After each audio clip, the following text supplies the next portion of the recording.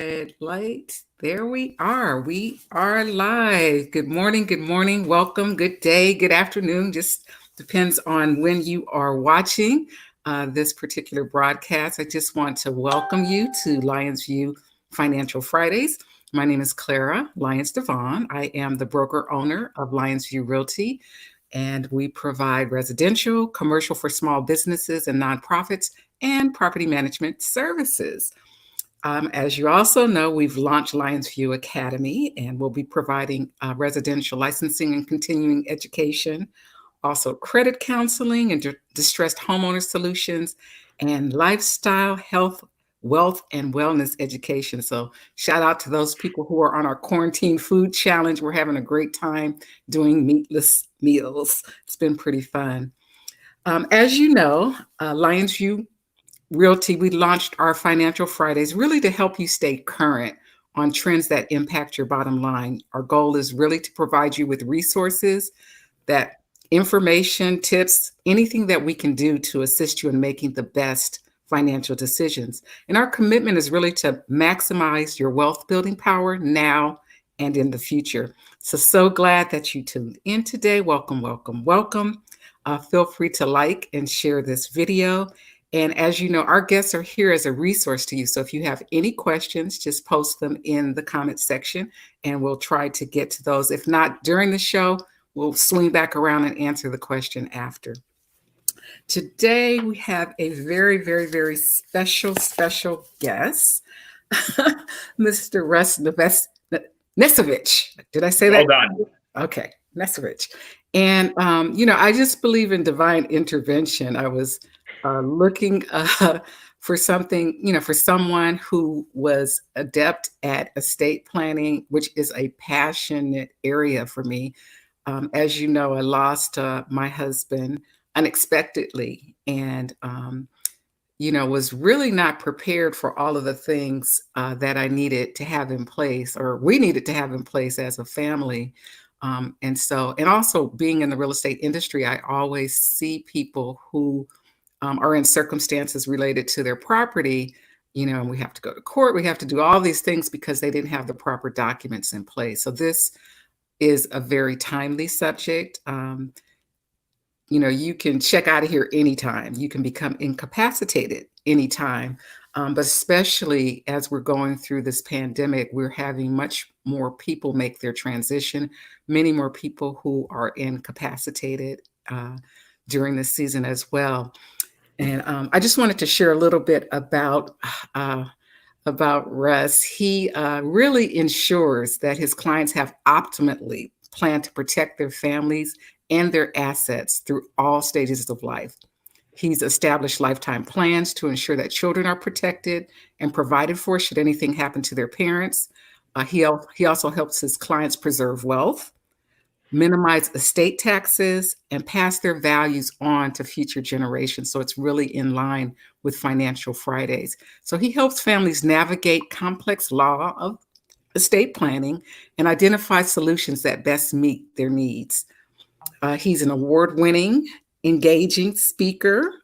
He has done business succession planning and other related legal needs, And you spent 13 years as a Resource Securities, a firm that creates alternative investment products, focusing on real estate and credit markets. So Russ is a wealth of information, and today we're going to focus on estate planning specifically. But welcome, Russ.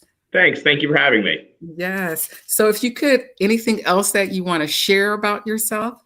Now, so I'm an estate planning attorney. I spend 99% of my time focusing on estate planning. I have a law practice in Morristown, New Jersey, and an office in Manalapan, New Jersey as well. So we have a location in Monmouth County and in Burlington County.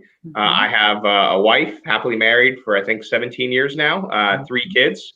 And it's everything that you said. So we do estate plans for people to make sure that if something happens to them, if there's an emergency, if someone's incapacitated, or if someone passes away, that they're protected, their families are protected, and they've set everything up in the way that they want to. And that's what we focus on here. Indeed. Why did you focus on this area of law? I'm really curious about that. That's a terrific question. So when I was right out of, let's see, I was probably about 13 years ago. So I was in my early 30s, and I was actually in law school. I went to law school later in life. I went part-time at night and got my JD and my MBA at Rutgers here in Camden. So I did the JD MBA program there. And I had just started law school. I was in my second or third year, and my father passed away, and he had cancer. We knew he was going to pass. It was sort of a long and horrible process and situation. And my mom went to an estate planning attorney who did all this stuff. He created this trust, and he started moving assets around, and he started doing all these things. And I was in law school, and I couldn't understand any of it. So the complexity of what he was doing and why he was doing it, and his inability to explain it, really, really frustrated me and frustrated my family. Yeah. And it was something that I took a huge interest in. So when I graduated law school, I had a background in financial services and wealth management. I have my securities licenses. So estate planning and investments, really, there's so much overlap. So it just was, not only was it the perfect fit from a knowledge and expertise background, but it was also the perfect fit in terms of something that I had dealt with and my family had dealt with that I didn't want to see people deal with. One of the best compliments that I get from my clients is when we're done with the work, they say that they understood it, that it was easy, it was simple, and they know what they're walking out with. So the simpler I can make it, the easier I can make it, the better I feel. That's sort of our goal. Yeah. And I want to say, just from what I've seen of your work, you do an excellent job of making it simple, easy, and concise. I love, love, love that. Thank you. About you. So we'll start with the basics. What is an estate, and what exactly is estate planning? Sure. So, a lot of people think estate planning is for the wealthy, and it's really not. I mean, it is for the wealthy, but it's for everyone. Estate planning is ensuring that you transfer your assets in the way that you want, when you want, and to whom you want. It's about protecting your family from fighting, from disagreements, from somebody coming in and claiming to be in charge when they're not the person you would have wanted in charge. It is making things as easy as possible for not only your heirs if you're gone, but if you're incapacitated, for the people who have to manage your affairs, whether it's your financial affairs or your healthcare affairs. So estate planning is about all of those things. It's about your stuff. It's about when you're gone. It's about while you're alive. It's about making things easy and efficient for yourself and for everybody else. It's really a gift to your family and to those around you. So that in a nutshell is what estate planning is. It's just having a plan for your life and for your passing. Indeed. A lot of people think, oh, I'm too young. I'm only 18. I don't have anything, know. So even like, what types of things go into an estate besides property? Because people think property when they think estate. Yeah, so I'll answer that question, but I want to sort of make another point to something that you just brought up about people being young. One of the most important times that we deal with people and we wind up doing their estate plans is when they have kids. Because one of the things that we do that's really important is we allow people in their wills to name a guardian and to create trust for the children. The last thing that you want, if you're a young person, you have children, something happens to you, life insurance pays out, you have a little bit of money, is for that money to sit until that child turns 18 and then for them to get a really big check. So being young is not an excuse to not have an estate plan. Quite the opposite. When you're young, you have children, you're starting a family, probably the most important time to have an estate plan. Because if something happens to you and your spouse, you want to ensure that your kids are taken care of in the way that you want, by whom you want, and that their assets are taken care of in the way that you want, by whom you want. So really, really important. To answer the question that you asked, there's really 5 main documents that every single adult should have. It starts with the will, though I would argue that the will might be the least important document, because the will is for when you're gone. So if you don't have a will, or you've done a poor job with your will and it all gets screwed up, at least you're gone and you're not the one having to deal with it. So but the will is talks about what happens when you're gone, who's in charge, where your assets are going to go, all of those things. The other four documents are really for while you're alive, which I think makes them all the more important. It's about who's going to manage your affairs, who's going to deal with your stuff, with you in the event that you can no longer manage your own affairs. So those four documents are the power of attorney, which names someone to be able to deal with your financial affairs if you can't deal with them yourself. And then there's three healthcare documents. There's the healthcare power of attorney, which nominates someone who's going to make healthcare decisions for you. There's your HIPAA release, which gives them access to your medical information. And then there's your living will. And the living will really deals with end of life decisions. It's those decisions if you're terminal, if you're vegetative, do you want forced hydration? Do you want forced nutrition? Do you want to be on a ventilator? If it's only there for the sake of keeping you alive, and doctors have decided that there's really no chance of recovery. So a living will becomes very important because you get to make your wishes clear in terms of what you want for those end of life decisions. Most people, they don't want forced hydration, they don't want forced nutrition unless there's actually a chance that they'll recover. Gotcha. And in terms of the stuff we're talking about, it could be your vehicle, it could be your bank account, it could be your retirement account, it could be your furniture, it could be real estate, it could be your life insurance or insurance policies, those types of things. So kind of what makes those documents active? Like if you were to put them in place, when do they activate? Like how does that work? Yeah, great question. So when you sign them, they're active. So there's very specific ways in New Jersey and in all states the documents need to be signed. So for example, the living will, the healthcare power of attorney, the power of attorney, the HIPAA release, all need to be signed and notarized. So they need to be signed in front of a notary. Once you sign them and they're notarized, they're valid. A will, they're sort of steps, and I don't want to get too technical, but you can just sign a will, but that makes it far harder to probate. It becomes a writing intended to be a will. That's the legal terminology, and it's not as strong as having a will with two witnesses. Having a will with two witnesses and a notary signature is the best possible way to do a will, where you have somebody sign it and the witnesses sign it, and a notary is there to notarize not only your signature, but also the witness's signature.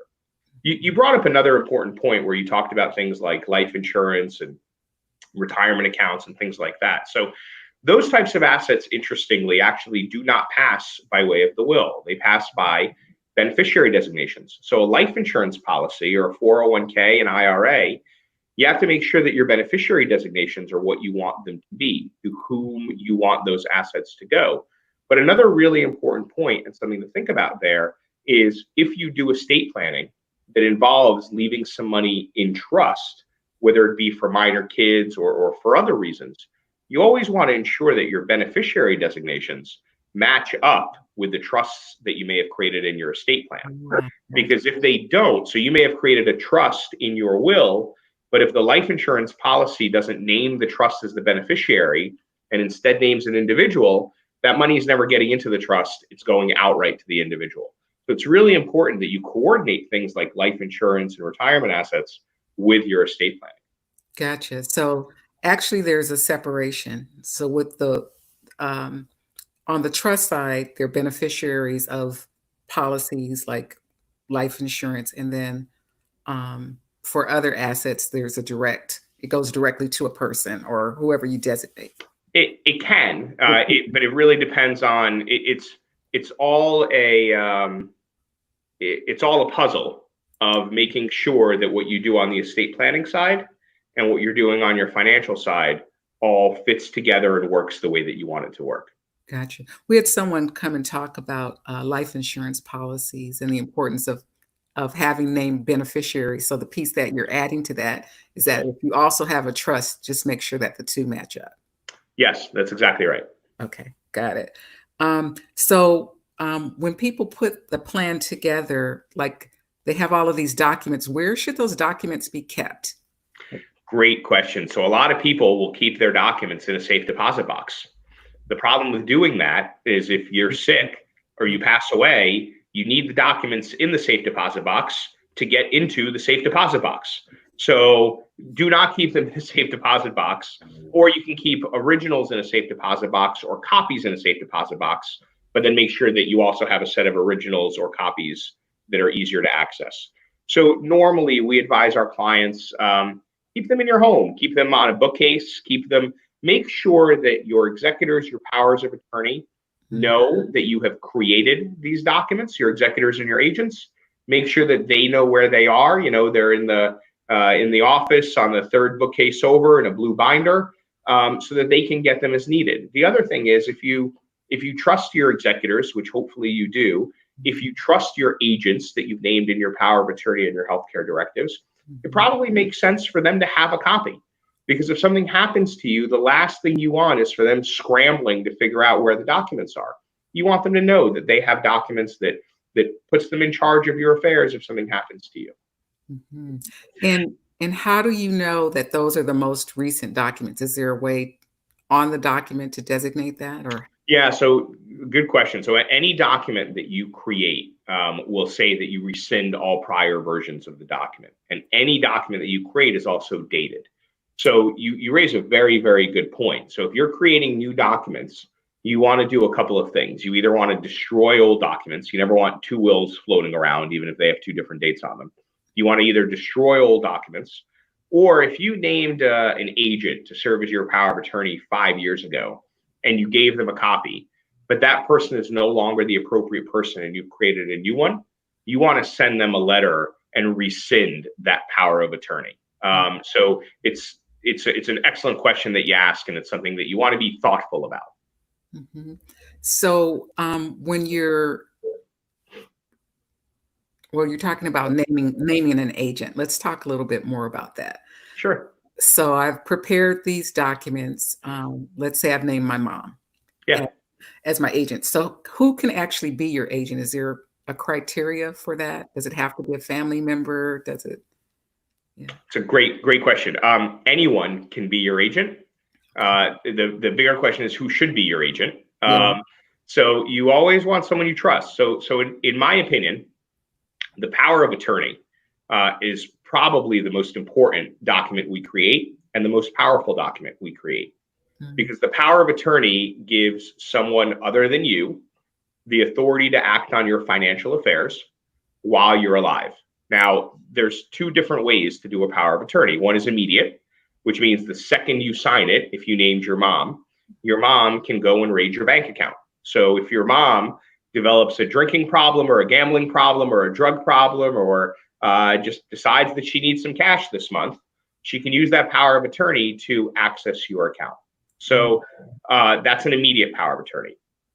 The other way to do it is what's called a springing power of attorney, okay, where in order for your mom to be able to use it and to access your accounts, the power of attorney actually says that she needs to be able to demonstrate that you are actually incapacitated. And she can do that with a letter from two doctors. She could do it with a court order. A court order is kind of a hassle, but a letter from two doctors, if you're actually incapacitated, should be something that's pretty easy to get.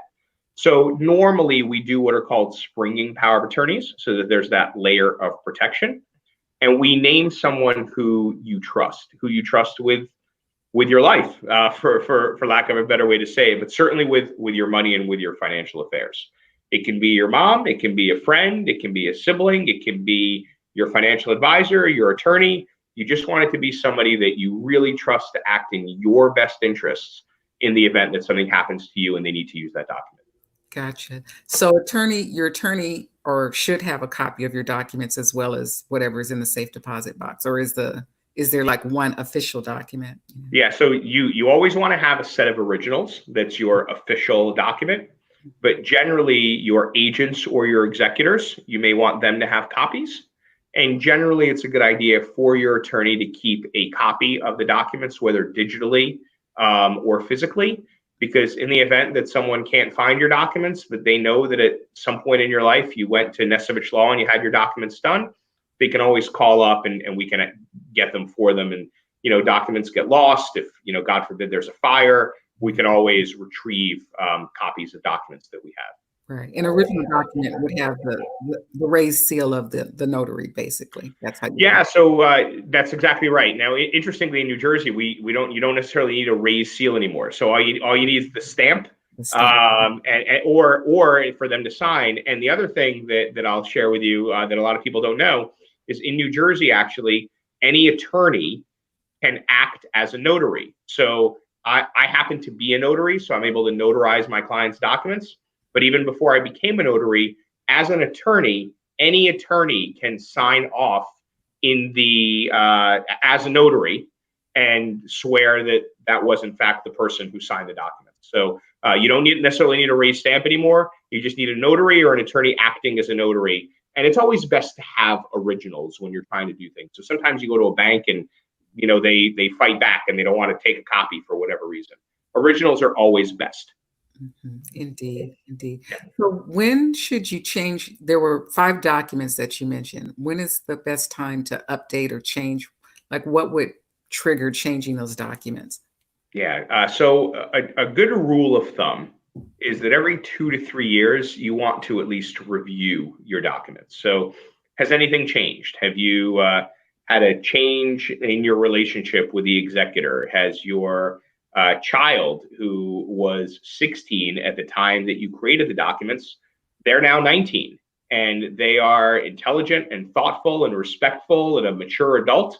And they are now the person who should be your executor or your agent, rather than the person that you named back when your child was not yet of legal age. So every 2 or 3 years, you should review your documents no matter what. You should certainly review your documents anytime you've had a major change in circumstances. So if you win the lottery, and we didn't do tax planning when we put your documents together, you might want to review your estate planning documents. If you get divorced, if a spouse passes away, if you have another child, if a child passes away, if there's been a change in circumstances with the relationship of someone that you named to have some authority, all of these are reasons that you want to review and possibly change your plan. Gotcha. Gotcha. And with the I guess distribution, I'm going back to the wills.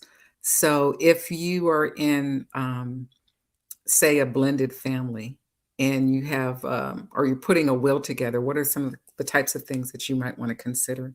Yeah, great question. So blended families are sort of the ones that we see where there's the most complexity in the estate plan for all the obvious reasons. So a husband and wife come into a marriage together. They both have kids from a prior marriage, potentially, or one of them does. And they want to ensure that if something happens to them, those kids are taken care of, but they also want to ensure that their spouse is taken care of. So I'll sort of give you the nightmare scenario. The nightmare scenario is that you don't have a plan.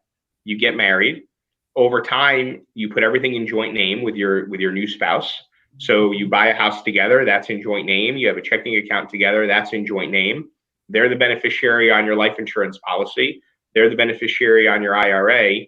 You pass away, that spouse, because of the way deeds are titled, you know more about real estate than I do, because of the way deeds are titled, because of the way the beneficiaries are, because of the way that the checking accounts are joint, everything goes to that surviving spouse.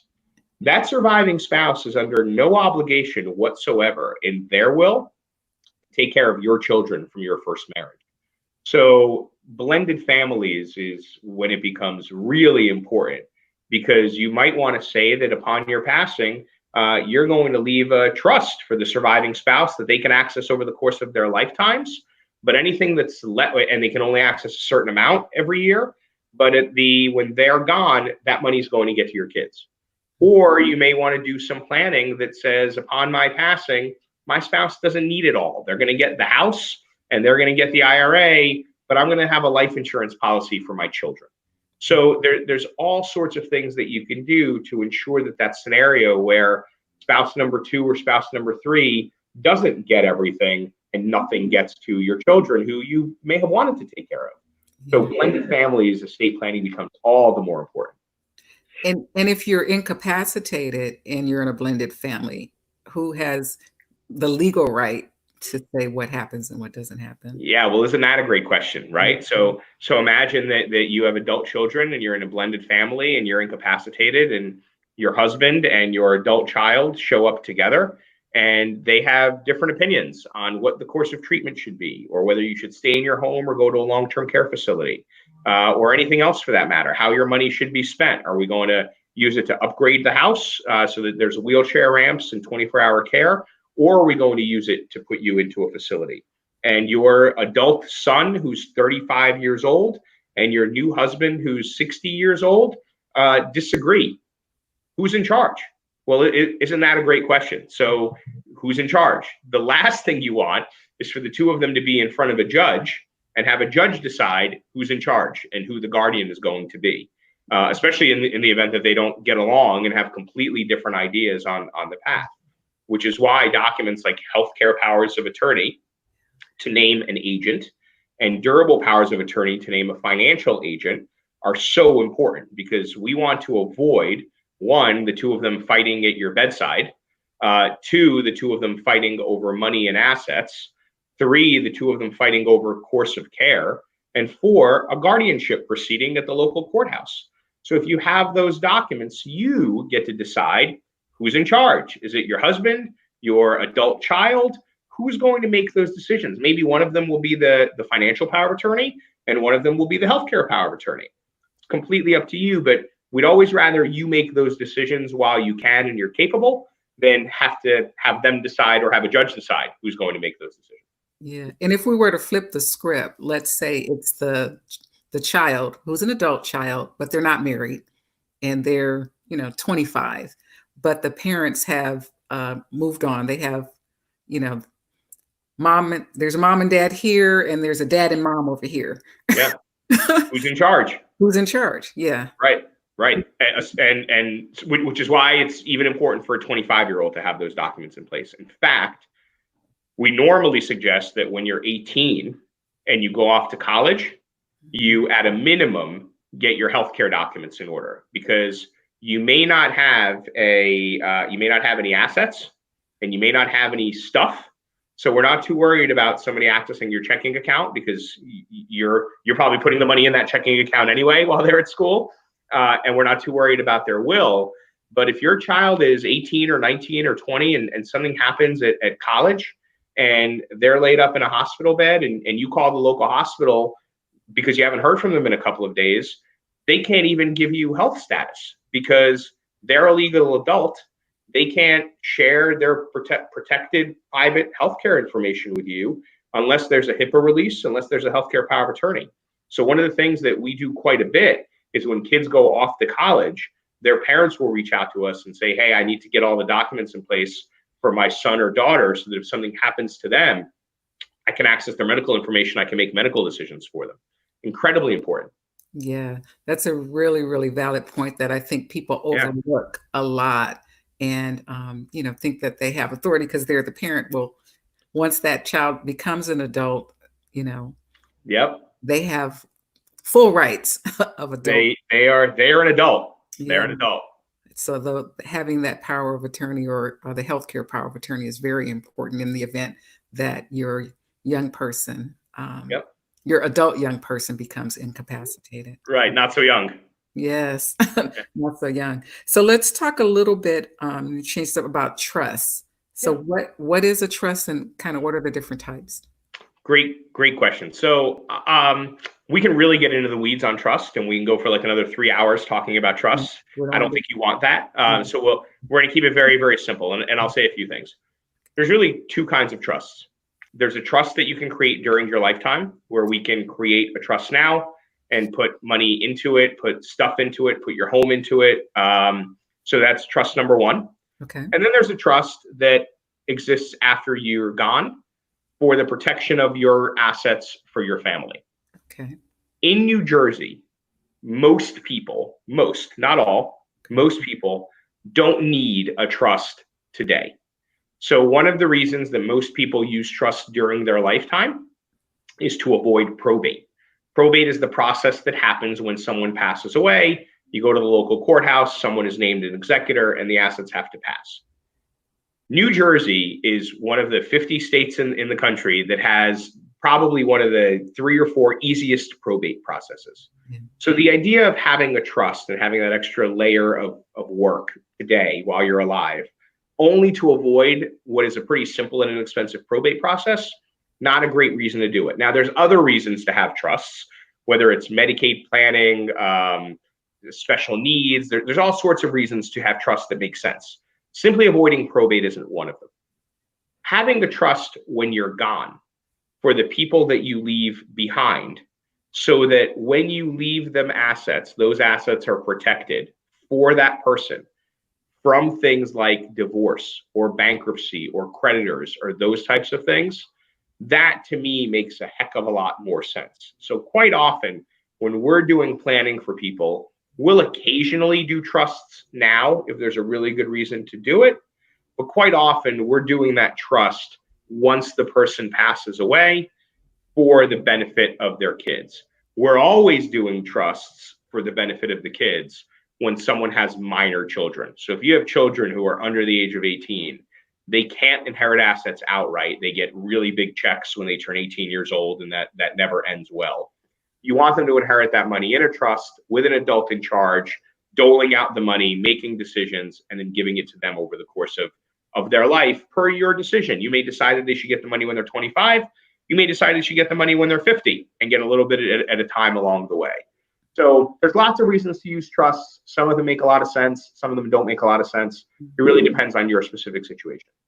So in the event that they don't do any of the things that we've shared today, they don't get any of the 5 documents, Yeah. they have a trust, or maybe they don't need a trust, but let's say they end up in probate. Now who's in charge of deciding what happens, and if they're like multiple children, if there's no spouse, no children, no heirs, like what happens to a person's estate when So I hate scaring people. So sometimes it works out just fine, but occasionally it doesn't work out so just fine. So being in probate or having to have your estate go through probate, not that big a deal. The concern is when you don't have a will and you haven't named an executor, so you haven't named who's in charge, and you have 3 kids, and maybe those 3 kids don't get along. And now you've passed away, you don't have a will, your estate has to be probated whether you have a will or not. And instead of an executor who you would have named in your will, the county, the surrogates court appoints what's called an administrator. It's basically the same thing as an executor, but it's an administrator. That administrator is appointed based on who steps forward. So you've got 3 kids and they all raise their hand and they say, I'll be the administrator and I'll be the administrator. And then the court has to decide who's going to be the administrator, and they don't get along. So all of a sudden, one of them's named the administrator. The other 2 are arguing over the administrator. Legal costs are racking up. The administrator, unlike an executor, has to post a bond when you're doing probate. So they've got to come out of pocket for basically an insurance policy that they're not going to screw anything up. Bad things happen.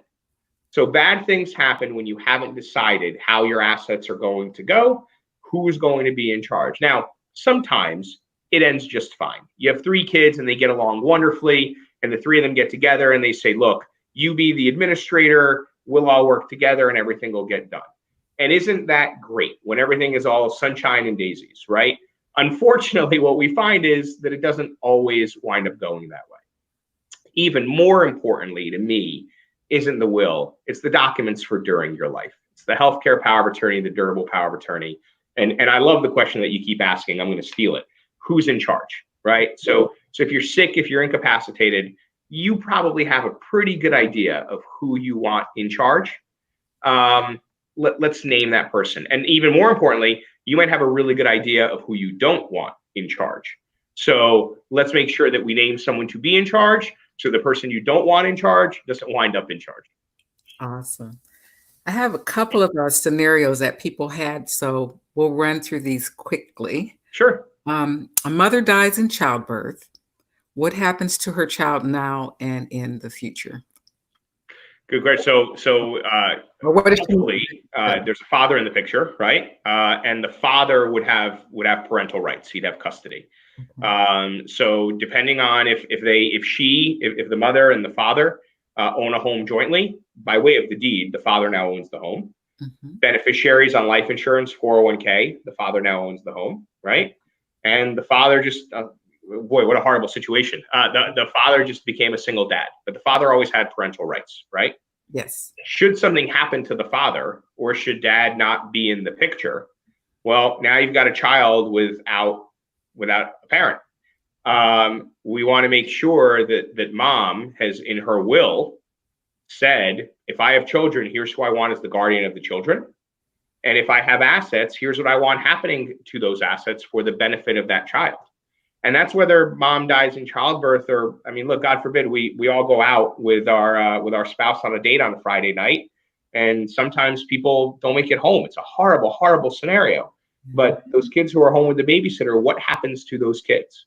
Well, we want to know that those kids are going to be raised by my sister and not my wife's sister, or my wife's sister and not my sister, right? We know who we want raising those children. The best way to make sure it happens the way that you want it to happen is to have your affairs in order. Indeed. Got to know who's in charge. Another scenario, a senior goes into a state of dementia or Alzheimer's. Yeah. What has to be done to manage their care, sell their home, manage their assets? So there's the easy way and the hard way. Okay. The hard way is a guardianship proceeding through the court. 3 to 6 months, probably $3,000 to $5,000-ish in legal fees, potentially multiple people stepping forward and saying, I want to be the guardian. And then the court has to figure it out. And once the guardian is named, they basically lose their legal rights. There's a guardian of the person, there's a guardian of their financials, and those people are in charge of those two things. If you want to avoid a guardianship proceeding, healthcare power of attorney, durable power of attorney. You name those agents, you name who's in charge. Someone has dementia, someone has Alzheimer's, we're set. And look, you know this just as well as I do. We see those things more and more often. Yes. And it's not because Alzheimer's and dementia have suddenly come out of nowhere. It's because our lifespan has gone from, we all used to die after we retired in our early 60s, and now we're living into our late 70s and 80s and 90s. So we're dealing with more of these things. As we deal with them more and more, we want to name people who are going to be responsible for our care. Indeed.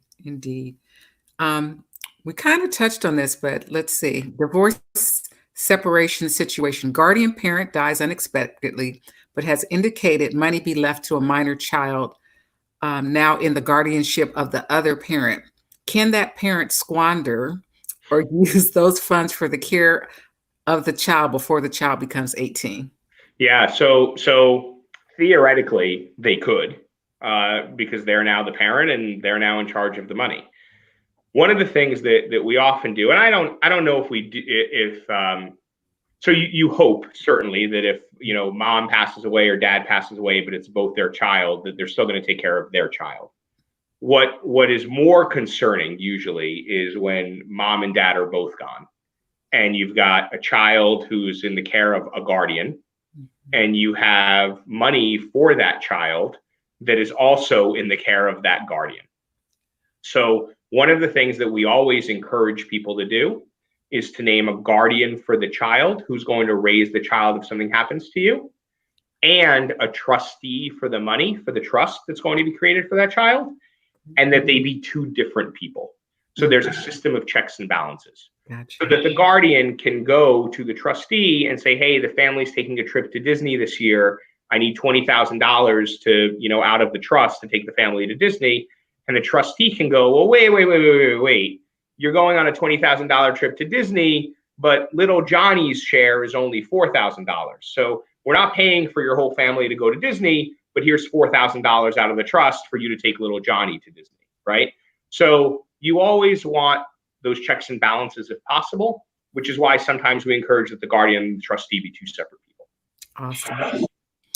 A senior puts their favorite child, grandchild on the deed because they want them to get their house. Yeah. Will this ensure they get it? What are some of the possible problems, issues that come from doing this? Yeah, so it's an excellent question. Something we see all the time. So it may ensure that they get it, but it may also come with some unforeseen problems. So for example, putting somebody else's name on the deed, you just gave them ownership rights. So you own the house and they own the house. Well, what happens if they get sued? What happens if they get divorced? What happens if they are in a car accident? What happens if they have to declare bankruptcy? Well, their name is on the deed to your house. So we always discourage that. Don't put anybody on your deed, don't put anybody on your checking account, don't do any of those things. All of the things that you are trying to accomplish by doing that can be accomplished through your will, your power of attorney, all the right ways to do it that don't expose you to their liability versus the wrong ways to do it that could expose you to their liability. Gotcha. So they need to come and see you. Yeah, look, I mean, at least talk to an attorney about the right way to do it and the wrong way to do it. Indeed. Let's see. A couple puts their house on the market for sale, and there is a charge, the New Jersey estate tax. What is it, and when does it apply? Yeah, so you may be talking about there's something that people complain about a lot called the exit tax, right? So when you sell your house and you're leaving the state, that isn't so much an estate planning issue as that is a real estate issue. Okay. New Jersey actually does not have a state estate tax. So we all complain about New Jersey being a horrible place to live when it comes to property taxes and income taxes. I don't mean to be flip about it or try to be funny. New Jersey is actually a wonderful place to die because we don't have an estate tax. So anything that you leave to children, to grandchildren, you could leave billions and trillions of dollars to your heirs here in the state of New Jersey, and there is no estate tax due whatsoever. So there's not a lot of tax planning that needs to be done for New Jersey estates anymore. Okay. And I think some of these other things we have we've addressed. So Great. Well, there was a question about contesting. So Okay. what are the top reasons that people contest the person put in charge? Yeah. Or the outcome of the wishes of a will or a trust? And is there a formal process to contest something? There is. So the main reasons people contest is they believe that the person, when they wrote the will, was under some sort of undue influence. So, for example, you have 3 children, and one child is in California, and one child is in Florida, and the third child is here in New Jersey, and the third child lives with the mom, and the mom is starting to show signs of frailty or dementia or Alzheimer's. And the child who is here in New Jersey happens to be in the mom's ear quite a bit, and happens to be the one who's taking mom to the doctor all the time. Now, look, mom may very reasonably decide that they want to leave that child a little more assets because that child has taken care of them later in life. Right.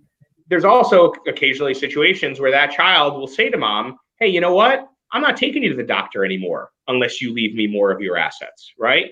So what a horrible thing. Yeah. So typically when you have someone leaving things unequally to their children, you want to be very, very clear as to why. You want to spell that out. You want to be extra certain that that person who's creating that will has the capacity to make those decisions. You want to make sure that the witnesses know that person. You want to put every single thing in place possible to ensure that that child in California and that child in Florida doesn't come back and say, hey, wait a minute. She really twisted mom's arm on this. He or she, mom didn't have full capacity. We're going to contest and we're going to sue.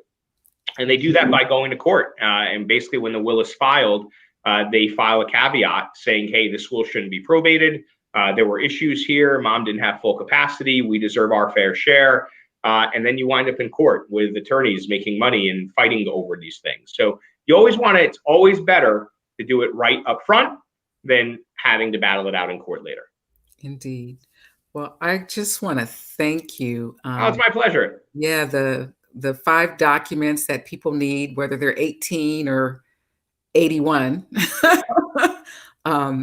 And also the different scenarios. So we're going to be doing another workshop on the 31st that's really going to delve down into each of those 5 documents. So I'll send that information out to people as well, so they can get the detailed information on those. So kind of covered a broad array of things about estate planning. But if you could provide your contact information for everyone. And of course. Yeah. Anything So you I'm with Nesevich Law. We have offices in Morristown in New Jersey and Manalapan in New Jersey, Monmouth County and Burlington County. But we serve everybody in the surrounding counties. In fact, I really, especially now with COVID-19 and a lot of stuff just being done over the phone and online, I have clients coming to me from Sussex County. We're really serving the entire state. The website is nesevichlaw.com. Email is a great way to reach me. It's russ@nesevichlaw.com. That comes directly to me. And the phone number for our office is right there on the screen. It's 856-439-6223. And I'm always happy to chat with someone about their situation and see whether or not it makes sense for us to help them. Indeed. Indeed. Thank you. Thank you. Thank you. Thank you very, very much. Thank you for having me. Yeah, we went a little over, but we had a lot of great questions. So appreciate the questions that people sent in to be responded to, and appreciate you asking them. So our guests are here again for as a resource to each of you. So reach out to Russ if you find yourself in need of information about estate planning, and he will gladly provide you with a consult to see if there's a way that he can assist you. If you are watching this live or on the replay, just want to thank you. Thank you. Thank you. Remember to like and share, subscribe, share this with other people. It's so, so very important that people have their documents in order for the event of incapacitation or death. I know those are things that we don't like to think about, but they inevitably can happen. And inevitably, we all got to check out of here at some point or another. So you might as well have your docs in order, because we want to know who's in charge. Who's in charge? I'm taking that. I'm going to use that in every presentation I do from now on. Awesome. Awesome. That is cool. So you can reach out to Russ or myself. I'm at Lyonsview Realty if you're interested in a career in real estate, or if you need assistance with your next real estate purchase. You can catch me on social media. We're here on YouTube, Facebook, and you can email info@lyonsviewrealty.com. So thanks again for watching. Financial Fridays is here to provide you the resources, the information, and the tips on trends that impact your bottom line. And we hope that you receive something of value today. Just want to send love, light, and prayers out to anyone who has lost a loved one, anyone who has a loved one in the hospital for whatever reason. If you're experiencing the impact of physical distancing, if you're getting up, going out the door to work, for our essential employees, our healthcare providers, people in fire, police care, transportation, food, our doctors, and especially our leadership. I just want to encourage everyone to take care of yourself, take care of your family, and definitely stay safe. My name is Clara Lyons-DeVaughn. We stream here Financial Fridays every Friday at 9:30 on Facebook and YouTube. So you can join us again next Friday or watch the replay anytime. Until then, keep living your best life. Thanks, Russ. Thank you.